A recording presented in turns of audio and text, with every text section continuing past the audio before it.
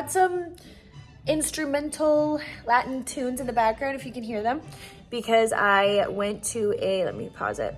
I went to a psychedelic cumbia show last night that a bunch of my friends went and people that we knew were playing, and it was so much fun.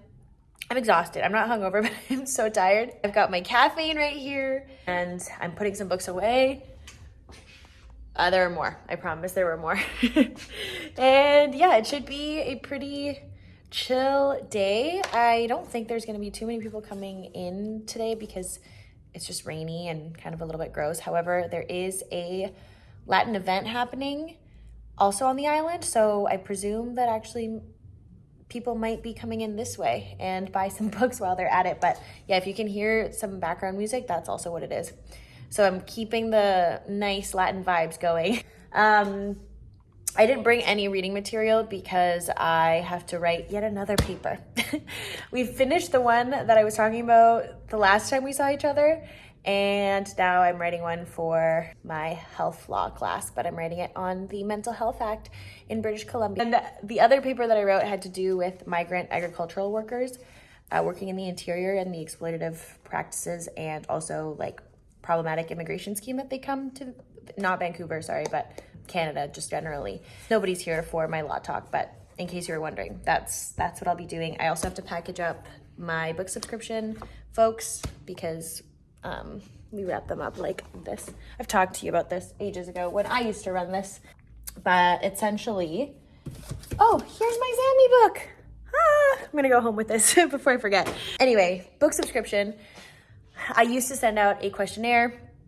Folks would fill it out, and then based on what they filled in, I would pick a book for them every month for 15 people. I don't know how many people are on it now, but anyway, yeah, I have to package those up because there's people that are going to be coming and picking up their little Christmas gifts.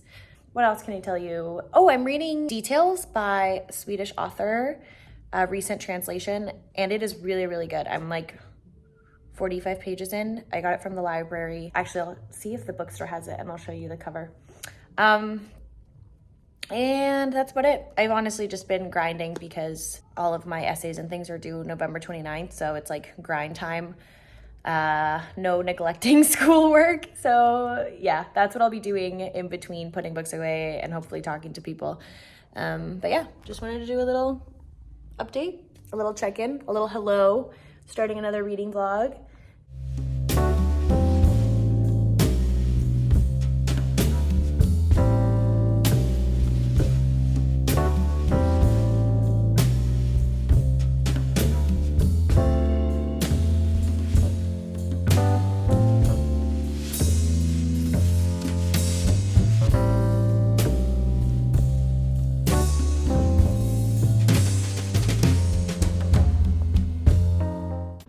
Hello, we are not at home. In fact, we're very far from home. I am in my law school town because I have a few presentations to do in person. So yeah, I just finished my tea. I'm reading Last Woman, and I brought this purely out of convenience because it was like a relatively thin book and I didn't want my backpack to be super heavy, and I'm regretting it. I should know by now never to just do one book, especially if it's one that like wasn't amazing to begin with. So like I was really putting a lot on this book to get better over time. It's actually a short story collection that I hyped so hard in my head for some reason. I bought this in the summer, if you guys remember, but I read like the first two stories. They didn't grab me, so then I just put it away. And I thought, you know what, I'm gonna give it a second chance. And it's bad, folks, it's bad. I'm sorry, I don't wanna be like such a like harsh critic, but like, I'm just gonna read you some of these lines because I'm just like, who approved this? Okay, one of them is, Deanna looked like an emoji when she frowned. No, no, no, no. Like, what? She looked like an emoji when she frowned. Like, surely we could have come up with something better, right? Like, I don't know. This one too. Sunday was still the Lord's Day in Beaker Falls. No shopping. Not even for the hottest deals. Like, what? Anyways, there's there's a lot of cringy lines in here and I just can't. I sit down every morning and I read a few pages and I'm just like, when is this gonna get good? And it just hasn't. Maybe I'm just being really harsh and I should stop being so judgy, but I just can't help myself when I read lines like that and I'm just like, this writing is really not hitting. But anyway, to be fair, I haven't done a whole lot of reading because it's getting near the end of the term. So I've had to like focus on school, which is why the last time you saw me, I was at the bookstore and that was like weeks and weeks ago. I have 3 papers on the go. Well, I finished 2. I still have 1 more to go and 2 presentations and then a final in December. So anyway, that's where I've been, but I just wanted to do a check-in and just reminder for any mood readers out there, never to just bring 1 book unless you know and you already are like into it before you go on said trip. Yeah, I'm sorry for anybody that bought this on my recommendation. And I mean, to be fair, maybe somebody out there is like, this is my favorite book of 2024. So always keep that in mind. But I just feel really bummed because I thought this was going to be amazing and it's just not at all. I'm really sorry, Carly Baker. I'm going to still keep at it though. I'm going to finish it. I'm not going to DNF it. Maybe there's going to be like 1 story in here that's going to make the whole experience worth it. So we'll see. I have to update you on though. I was just here judging away and I thought, I'm going to share my judgment. I decided to turn on the camera for an unrelated discussion because I have nothing to say about Last Woman. Like I literally read 2 pages this morning and I was like, I can't do this. So then I went on my phone and just let my brain rot while I scrolled through. But anyways, now I am making some toast and boiling some water, if that's what you hear,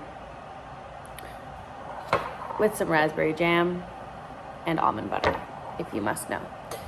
Anyway, as I am making my breakfast, I'm listening to JFK Today, my new favorite podcast, aka the only podcast I'm listening to right now.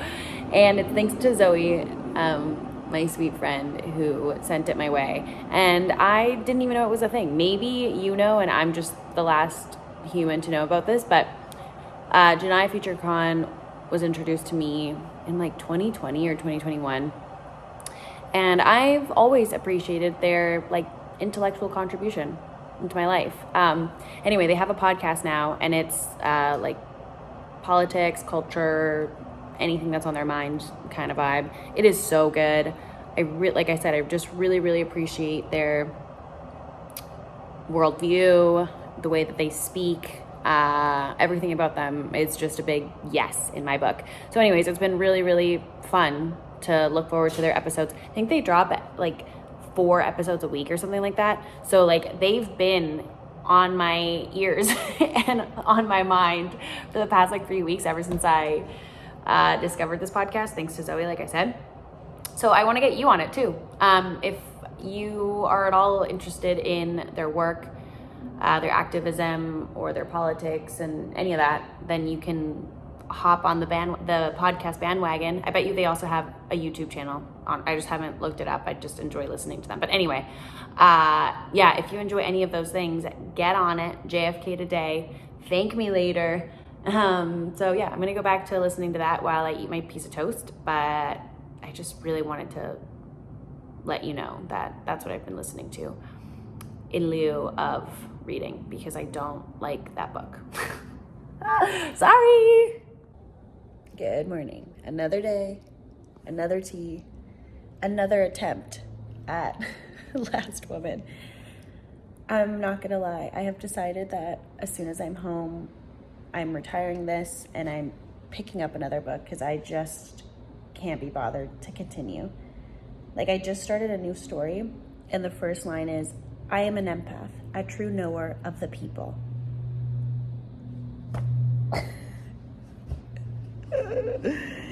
Like this is not the vibe.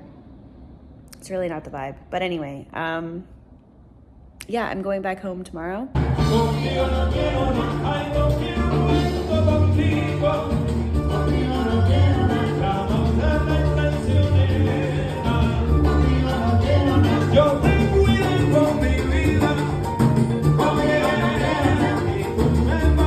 It is the early morning. I quite literally just got up and I was gonna put some real clothes on, but then I thought, we've all seen me with my robe. Like, this is how I like to be. We're all friends here. I've been gone for a little bit, completely unintentionally. I was just exhausted when the 12th of December rolled around and I handed in my last final. Then I was just hyper social and seeing all my friends and hanging out, doing all the things that I like to do alone as well as with people. And then that also included a lot of reading. So I'm here to catch us up. I especially wanted to document my reading experience of, arguably like the best book I've read all year. But before we get to that banger, we have to go through some okay reads. As you know, and as you saw from the beginning of this video, I tried to give Last Woman a chance. I, in fact, did DNF it a second time. I only got through how many stories, I wonder? I don't know. I have not read Billionaires Part 2. Anyways, yeah, I just thought to myself, you know what, Ignacia, you have way too many books that you want to get to. Life is too short. Let's not waste our time. It's just not worth it. So I put that away with the intention of, I was going to say with the intention of picking up a really gripping book, but I believe, and I'm getting it jumbled up, but before I talk about my favorite read of the year, I did want to mention that I read Details, and I'm forgetting the name of the author, and I should have looked it up, so apologies. It was a really lovely, slim, quiet novel that was my bus companion, like I said, because I read it on the 99 on several occasions, the 99 being public transit. That's where you'll catch me 99% of the time. I don't know if this has come up before, but I don't know how to operate a vehicle, so my mode of transportation is public transit, my bike, my two little legs. I vehemently oppose Uber, Lyft, any of that. Like, I'm just a loyalist to my public transit, and I feel like for my life there's just no need or purpose to spend unnecessary money when the bus can get me there, you know. So I don't even have the Uber app. All that to say is that I do enjoy reading on the bus apart from people watching, and Details was a really lovely book because this sounds like so cliche, but it does make you observe the small details or minutia of your own life, and the bus being an aspect of that in my personal life, and the people watching. And yeah, I don't know, I just really enjoy my time on the bus as a meditative activity, or an activity where I get to let my brain make up stories about strangers on the bus. I read, I listen to music, podcasts, whatever. Anyway, the voice of that book is understood through her relationships with, I want to say 4 or 5 different people in her life. And each chapter is her relationship with this person that was either a fleeting character in their life or a important figure, and how that interaction or that relationship has shaped their life, their subsequent relationships. And it was a heavy character analysis, and I love those types of books where it was obviously not driven by plot, that's for sure, but rather what connects people to this life, that being your relationships, as well as the way that you think in retrospect about certain relationships and contrasting what they meant to you at that time and what they mean to you now when you're looking back at the like intensity or the closeness that you had with somebody. Or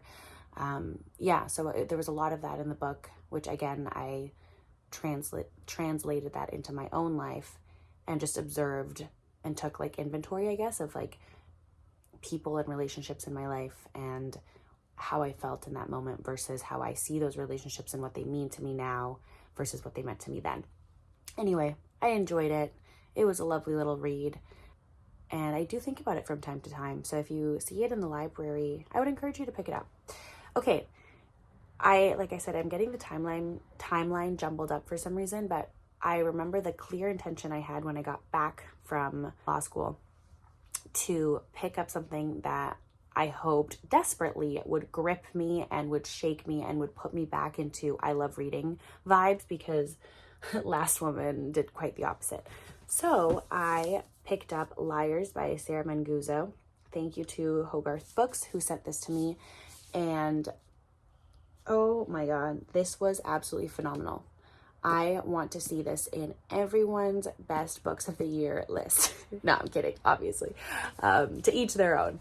But oh my God, I thought this was so smart and exactly what I needed.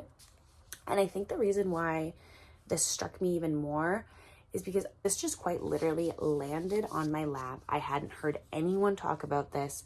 It wasn't a book that I personally had done any like research about or like had any interest in reading, and yet it just blew me away. I think when you're in the book space, it's hard to go into a bookstore, like pick something totally random that you've never heard about before, you've never heard any discourse around it, and be like completely blown away. I feel like most of us know more or less what's coming out or what's out there, blah, blah, blah.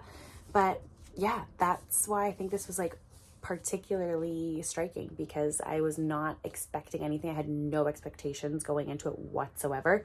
I just liked the cover and the name was good, and it was phenomenal. The way I would describe this book is, I'm going to describe a relationship in terms of the feeling that you get when your kettle is boiling and you hear the incessant like, but you're like in the bathroom or you're tangled up with something, so you can't get to it right away, and it's really fucking infuriating.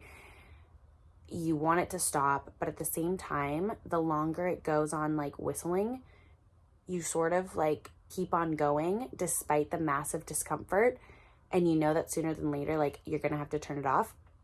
Like, that's how this relationship reads. Documents the life cycle of a marriage between these two people that meet when they are in, I want to say, their mid-20s or early 30s. They are both artists. The woman has no real intention or interest in assuming your classic heteronormative white picket fence type family organizing. However, she finds herself in that role, assuming that position in her life, and that takes quite a shift given the fact that the partner is wholly incompetent. Actually, he's not wholly incompetent. He's willfully, purposefully aloof and unwilling to involve himself in the co-creation that he was a part of. Oh, sorry, I should say. They obviously get married, they end up having a child, and the husband continues to be all consumed with his own life, with complete disregard for his child as well as the wife. And the book is written from the wife's perspective in sort of vignette form. So the reason why I use the analogy of like the hissing kettle is because through the book you see these little, well, I shouldn't say inconsequential, because they're certainly not inconsequential, little like details or little kerfuffles between the two, but I think it's illustrative of that like constant hissing in the background that's so unbearable, but yet it's okay enough that you can like continue to push through and live on to like the time in which you're gonna have to put the kettle away or like deal with it. I feel like it's the same here, where the woman has her reasons for staying in this relationship. Part of them are like practical economic implications, as well as just like the emotional dichotomy that exists inside of like disdain for somebody because you feel so alone, and that you're literally just like rowing entirely this whole ship that is her life and her children, or her child, sorry, all on her own, while also still reserving some like emotional connection or like wanting desperately to salvage what wreckage has resulted. I'll just read you some bits because I went crazy underlining. So this is her talking about the husband. I'd found someone for whom making art was central and being in a relationship was incidental. So you get a little flavor of the kind of man we're working with here. This is another one that just really paints a picture of the lovely person that John is. We'd fallen into a groove. John made art on the weekends because he felt entitled to, and I did errands and chores on the weekends because I felt responsible. John came home early from work one day, ostensibly to help me take care of the child while I finished writing a book review. He took an hour-long nap, spilled a glass of iced tea on the child's rug, and began to sop it up with one of the new hand towels. I told him to get a kitchen towel. He then put 3 soaking wet kitchen towels in the hamper on top of the clothes. When he showed me the shitty bread he'd bought at the grocery store, even though I had asked him to go to the health food store, I exploded and he told me I was overreacting. Oh my God. Anyway, I could go on and on just reading lines that impacted me. I'm obviously not married. My longest relationship was like an almost 4-year long relationship. There is something in this book that encapsulates what I come to think of as like all the little building blocks that led to the end of a marriage. You know, like it's not necessarily one single event, although there is one, but irrespective of that single event, it just kind of leaves a paper trail or like crumbs that the reader can very easily understand and see why this was just toxic and inherently bad, and why it wasn't like a relationship with reciprocity or assuming that role of like, yeah, being co-creators in a balanced capacity or in a at least way where the party that was doing more felt like vindicated or felt supported in any capacity. And anyway, I just love a intimate look at relationships, family life, and this was just everything that I could want in a book. I thought it was expertly written. Like I said, it just really encapsulates the reality of what for lack of a better word, like a shitty marriage can look like, and these roles that we assume, and the like, Janaya Future Khan calls it like that most men are like kind of slightly red-pilled, some more than others, but like this is a great example of just this man seeming to be, you know, progressive and like an artist and but in the home, this man is as chauvinistic and just has no regard for all the emotional and actual labor that the wife has to bear entirely on her own. I think this would be an incredible book club read. It is infuriating. It is like so addictive. You don't want to put this down, but at the same time, you're really pissed off at this person and you're like, ah! Camera fell. But anyways, I was saying, like, obviously she like turns it up to like 100 and you're like, oh my God, this is so infuriating. You need to get out of here, girly. Like, we're gonna just suffocate right there with you. But yeah, I just absolutely loved it. Really highly recommend it. I can't wait to talk about it more when I do my favorite reads of the year, and yeah, think of more things I could say in a better way that I'm doing right now, because I did just wake up. But yeah, love.